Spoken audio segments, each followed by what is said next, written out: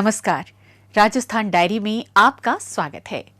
राज्य सरकार निरंतर प्रयास कर रही है ताकि राजस्थान को निवेश और औद्योगिक विकास का प्रमुख केंद्र बनाया जा सके।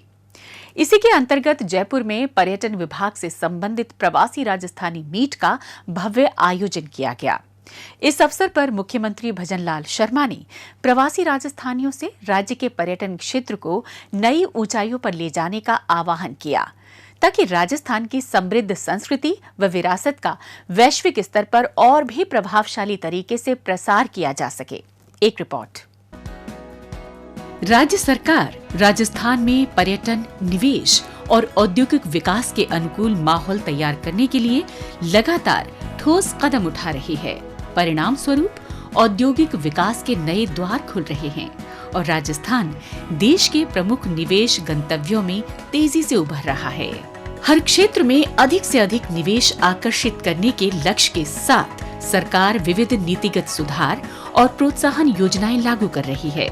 इसी क्रम में जयपुर में पर्यटन विभाग से संबंधित प्रवासी राजस्थानी मीट का भव्य आयोजन किया गया, जिसको मुख्यमंत्री भजनलाल शर्मा की गरिमामयी उपस्थिति ने बेहद खास बना दिया।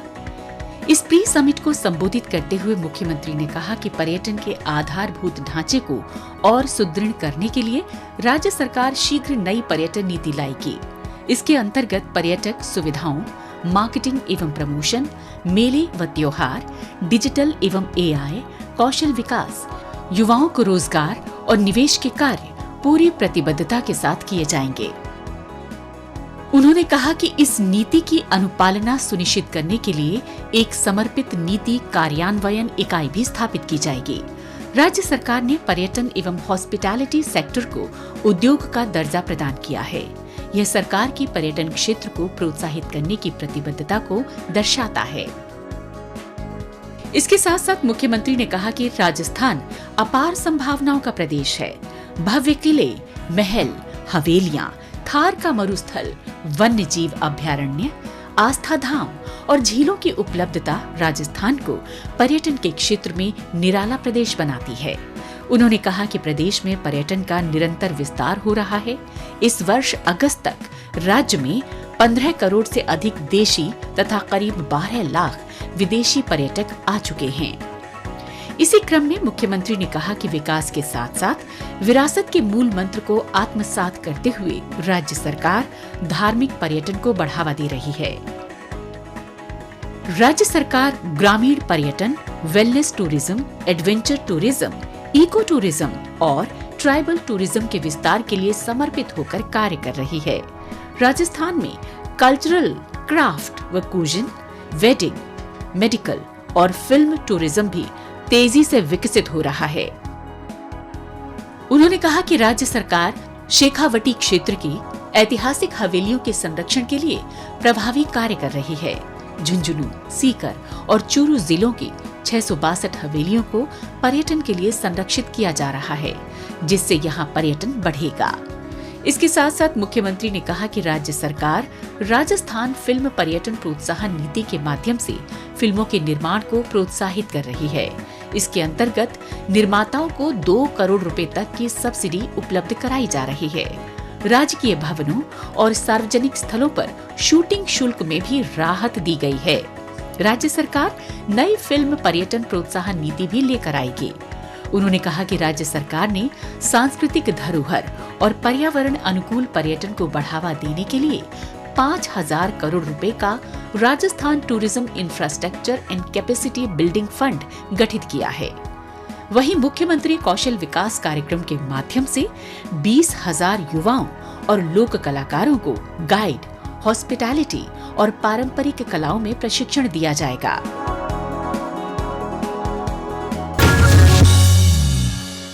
राज्य के हर कोने का समान और तेजी से विकास हो, इस दिशा में राज्य सरकार द्वारा मजबूती से कदम बढ़ाए जा रहे हैं।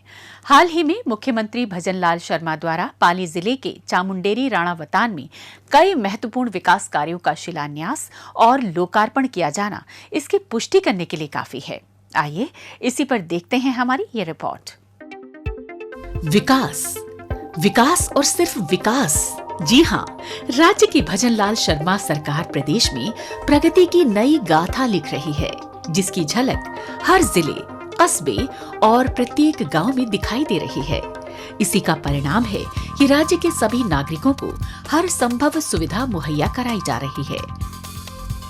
इसी क्रम में पिछले दिनों मुख्यमंत्री भजनलाल शर्मा ने पाली जिले के चामुंडेरी राणावतान में बाली विधानसभा में 110 करोड़ रुपए से ज्यादा के विकास कार्यों का लोकार्पण एवं शिलान्यास किया। इससे क्षेत्र के विकास को नई गति मिलेगी। इस दौरान मुख्यमंत्री ने कहा कि स्कूल के लोकार्पण से बालिकाओं को अपने घर के नजदीक शिक्षा सुलभ होगी और आधी आबादी के सशक्तिकरण का एक माध्यम बनेगा। साथ ही नाडोल से सादड़ी MDR रोड का लोकार्पण भी किया गया है। यह सड़क लोगों के लिए आवागमन को सुगम बनाएगी। राज्य सरकार बाली विधानसभा में निरंतर विकास कार्य कर रही है। इसके साथ ही मुख्यमंत्री ने कहा कि राज्य सरकार के विकास कार्यों का लाभ प्रदेश की 8 करोड़ जनता को मिल रहा है। सरकार राज्य की 200 विधानसभा क्षेत्रों के विकास के लिए निरंतर काम कर रही है। उन्होंने कहा कि राज्य सरकार सभी विकास कार्यों को पारदर्शिता और जवाबदेही के साथ पूरा कर रही है तथा हर योजना का लाभ सीधे लाभार्थी तक पहुंच रहा है। उन्होंने आमजन से आह्वान किया कि राज्यवासी मिलकर राजस्थान को नई ऊंचाइयों तक ले जाएं और विकसित राजस्थान, विकसित भारत के निर्माण में अपना योगदान दें। साथ ही मुख्यमंत्री ने कहा कि राज्य सरकार प्रदेश के किसानों, युवाओं, महिलाओं और गरीबों के जीवन को बेहतर बनाने के लिए लगातार प्रयासरत है। सरकार ने राज्य की आवश्यकताओं के आधार पर रोड मैप बनाया है।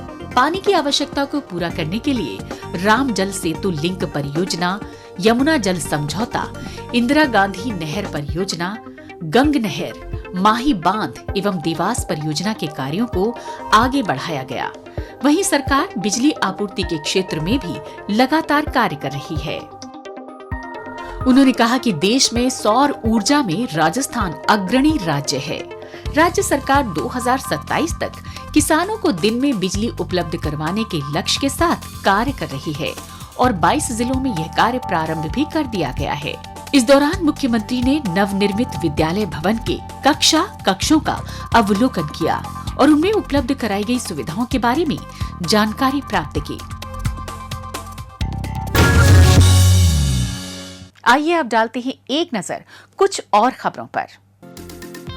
हाल ही में मुख्यमंत्री भजनलाल शर्मा ने मुख्यमंत्री कार्यालय में वीडियो कॉन्फ्रेंसिंग के माध्यम से देश विदेश के प्रवासी राजस्थानी चॉप्टर्स के साथ 1-to-1 संवाद किया। इस दौरान उन्होंने चॉप्टर्स के अध्यक्षों से अपने क्षेत्र के प्रवासी राजस्थानियों को राजस्थान में सामाजिक और आर्थिक विकास से संबंधित गतिविधियों में भाग लेने और 10 दिसंबर को आयोजित होने वाले प्रवासी राजस्थानी दिवस कार्यक्रम से जुड़ने के लिए प्रोत्साहित करने का आह्वान किया। इस दौरान मुख्यमंत्री ने कहा कि राज्य सरकार ने प्रवासी राजस्थानी चॉप्टर्स को सुदृढ़ किया है। आज देश विदेश में 26 चॉप्टर्स के अध्यक्ष मनोनीत कर दिए गए हैं और ये सभी क्रियाशील हैं।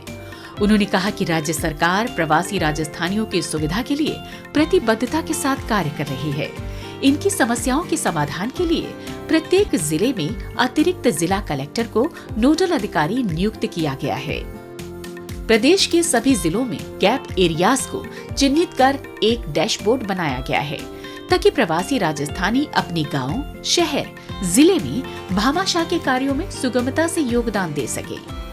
मुख्यमंत्री ने कहा कि प्रवासी राजस्थानी दिवस के दौरान राज्य सरकार प्रवासी राजस्थानी सम्मान देगी और विभिन्न क्षेत्रों में सराहनीय कार्य करने वाले प्रवासियों को सम्मानित भी करेगी। इसके साथ ही मुख्यमंत्री ने कहा कि राज्य सरकार ने हाल ही में राष्ट्रीय एवं अंतर्राष्ट्रीय प्रवासी राजस्थानी मामले विभाग का गठन किया है। यह विभाग प्रवासी राजस्थानियों और राज्य सरकार के बीच संवाद और सहयोग के लिए एक सशक्त मंच उपलब्ध करवाएगा, जिससे प्रवासियों का अपनी मातृभूमि से जुड़ाव और मजबूत होगा। विभिन्न गतिविधियों के माध्यम से यह विभाग विश्व पटल पर ब्रांड राजस्थान को प्रोत्साहित करने का कार्य भी करेगा। मुख्यमंत्री भजनलाल शर्मा ने जयपुर मेट्रो विस्तार के संबंध में समीक्षा बैठक बुलाई। इस बैठक के दौरान मुख्यमंत्री ने कहा कि जयपुर की परिवहन व्यवस्था को सुगम बनाने के लिए जयपुर मेट्रो का विस्तार अहम भूमिका निभाएगा।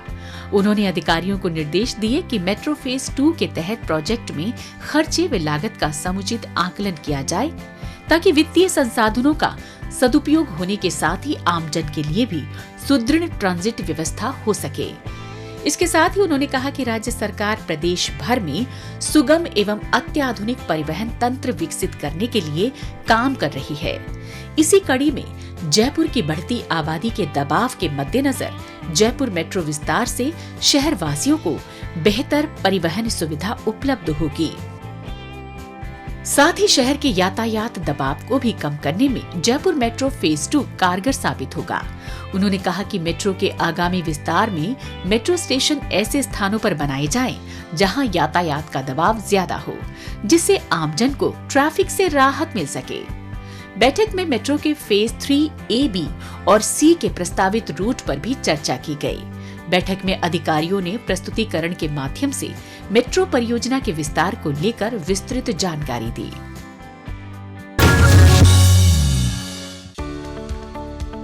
मुख्यमंत्री भजनलाल शर्मा ने जयपुर स्थित अमर जवान ज्योति से सरदार एट 150 यूनिटी मार्च के अंतर्गत यमुना प्रवाह यात्रा को हरी झंडी दिखाकर रवाना किया। इस अवसर पर मुख्यमंत्री ने कहा कि लौह पुरुष सरदार वल्लभ भाई पटेल ने अपनी दूरदर्शी सोच, दृढ़ इच्छा शक्ति और साहसिक निर्णयों से भारत को एकजुट कर राष्ट्र निर्माण में महत्वपूर्ण भूमिका निभाई। उन्होंने कहा कि पूरे देश में सरदार पटेल की 150वीं जयंती मनाई जा रही है। इसी के तहत यमुना प्रवाह यात्रा भी संचालित की जा रही है। इस यात्रा के तहत राजस्थान सहित विभिन्न प्रदेशों से युवा जयपुर से कमरसद तक की यात्रा करेंगे। ये यात्रा युवाओं के लिए सरदार पटेल के जीवन, संघर्ष और देशभक्ति को करीब से जानने का अवसर है। साथ ही युवाओं को सरदार पटेल के आदर्शों और मूल्यों को समझने का प्रत्यक्ष अनुभव भी मिलेगा। उन्होंने कहा कि सरदार पटेल का जीवन हर भारतीय के लिए प्रेरणा है।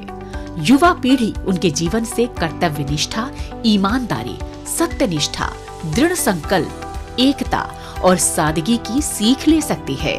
मुख्यमंत्री ने आह्वान किया कि राष्ट्र प्रथम को सर्वोपरि रखते हुए युवा विकसित भारत के निर्माण में योगदान दें। मुख्यमंत्री भजनलाल शर्मा सांगानेर कैंप कार्यालय में आयोजित आचार्य श्री सुंदर सागर जी महाराज की दिव्य देशना कार्यक्रम में शामिल हुए। इस अवसर पर मुख्यमंत्री ने कहा कि राज्य सरकार जैन धर्म के मूल्यों एवं शिक्षाओं को प्रसारित करने के लिए प्रतिबद्ध है। उन्होंने कहा कि राज्य सरकार जैन समाज के तीर्थ स्थलों पर श्रद्धालुओं के लिए सड़कें, पेयजल, स्वच्छता और सुरक्षा सुनिश्चित करते हुए विकास कार्यों को प्राथमिकता दे रही है। उन्होंने आमजन से आह्वान किया कि वे जैन मुनियों के उपदेशों को न केवल सुने बल्कि उन्हें अपने जीवन में भी उतारें। इस दौरान मुख्यमंत्री को मातृभू सेवक की मानद उपाधि से भी अलंकृत किया गया।